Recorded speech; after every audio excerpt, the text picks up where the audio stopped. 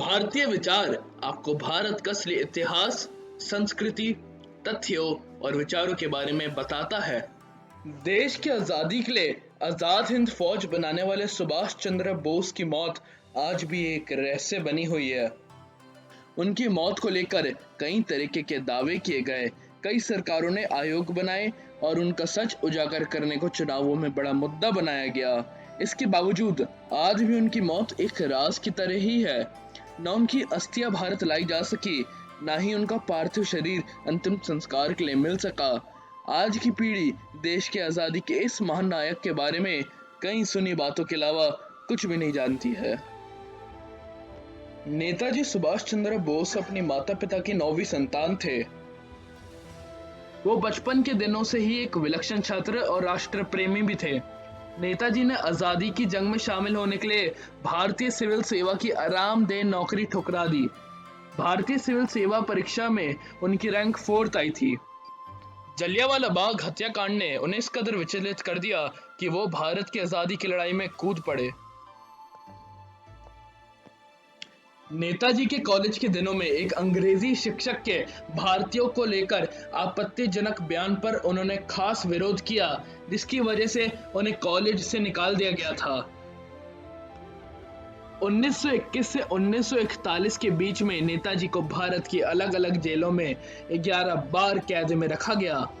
1941 में उन्हें घर में नजरबंद करके रखा गया था, जहां से वो भाग निकले। नेताजी कार से कोलकाता से गोमो के लिए निकल पड़े। वहां से वह ट्रेन से पेशावर के लिए चल पड़े।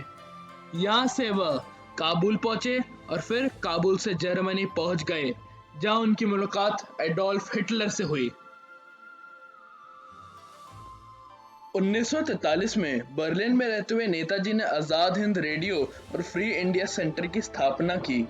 नेताजी सुभाष चंद्र बोस महात्मा गांधी की कई बातों और विचारों से इत्तेफाक नहीं रखते थे और उनका मानना था कि अहिंसावादी सिद्धांत से हमें आजादी नहीं मिलेगी। नेताजी का ऐसा मानना था कि अंग्रेजों को भारत से खदेड़ने के लिए सशक्त क्रांति की आवश्यकता है, तो वही गांधी जी अहिंसक आंदोलन में विश्वास करते थे। नेताजी को भारतीय राष्ट्रीय कांग्रेस का 2 बार अध्यक्ष चुना गया था। 1939 के कांग्रेस सम्मेलन में नेताजी स्ट्रेचर पर लाद कर लाए गए। यहाँ उन्हें गांधी जी की ओर से प्रस्तावित अध्यक्ष पद हेतु पट्टाभी सीतारामैया से अधिक समर्थन मिला और उन्हें दोबारा अध्यक्ष पद पर चुन लिया गया।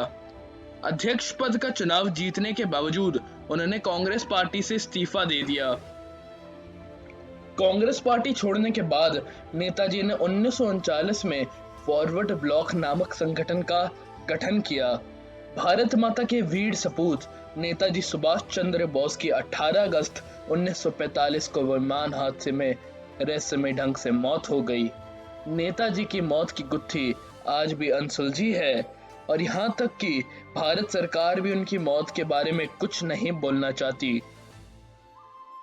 उनके जिंदगी के कई साक्ष्य और बातें रूस और भारत में देखे सुने गए हैं। नेताजी की मौत आज भी लोगों के लिए पहेली बनी हुई है। कई किस्से कहानियों में उन्हें जीवित बताया गया है। नेताजी ने ताइवान से जापान के लिए उड़ान भरी थी, लेकिन उनका विमान ताइवान की राजधानी ताइपे में ही दुर्घटनाग्रस्त हो गया। वे टोक्यो जा रहे थे। विमान में अचानक से तकनीकी खराबी आ जाने के कारण आग लग गई और जलते जलते उनका प्लेन क्रैश हो गया।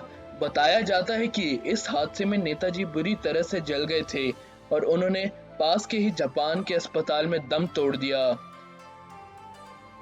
यह भी माना जाता है कि विमान हादसे में जो व्यक्ति बुरी तरह से जख्मी था और जिसने अस्पताल में दम तोड़ा, वे वाकई में सुभाष चंद्र बोस थे या नहीं। ये भी संभावना जताई गई है कि वे हादसे में बच गए हो। सरकार ने इस मामले की जांच के लिए तमाम जांच समितियां गठित की, लेकिन आज तक उनकी मौत का कोई पक्का सबूत नहीं मिल पाया है। कहा जाता है कि नेताजी गुमनामी बाबा बनकर फैजाबाद में लंबे समय तक रहे। 1985 में जब गुमनामी बाबा की मृत्यु हुई तो उनके सम्मान को देखकर सब दंग रह गए। गुमनामी बाबा फराटेदार अंग्रेजी बंगला और जर्मन बोलते थे। उनके पास महंगी सिगरेट, शराब, अखबार, पत्रिकाएं आदि थी। उनके सामान से नेताजी की निजी तस्वीरें भी मिली, जिससे अनुमान लगाया गया कि वही नेताजी थे। रोलेक्स की घड़ी, आजाद हिंद फौज की यूनिफॉर्म, 1974 में आनंद बाजार पत्रिका में छपी 24 किस्तों वाली विमान दुर्घटना की कहानी, शाहनवाज और खोसला आयोग की रिपोर्ट आदि मिले।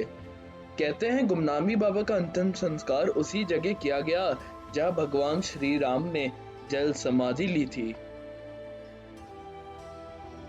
हमारे प्रधानमंत्री मोदी जी ने नेताजी के सम्मान में उनके नाम पर म्यूजियम खुलवाया और उनकी छुपाई हुई 100 से अधिक आर्काइव फाइलों को जनता में खुलवाया। अगर आपको वीडियो पसंद आया तो लाइक, शेयर और सब्सक्राइब करना ना भूलें और नीचे बने बेल आइकन को भी जरूर दबाएं। जय हिंद, जय भारत।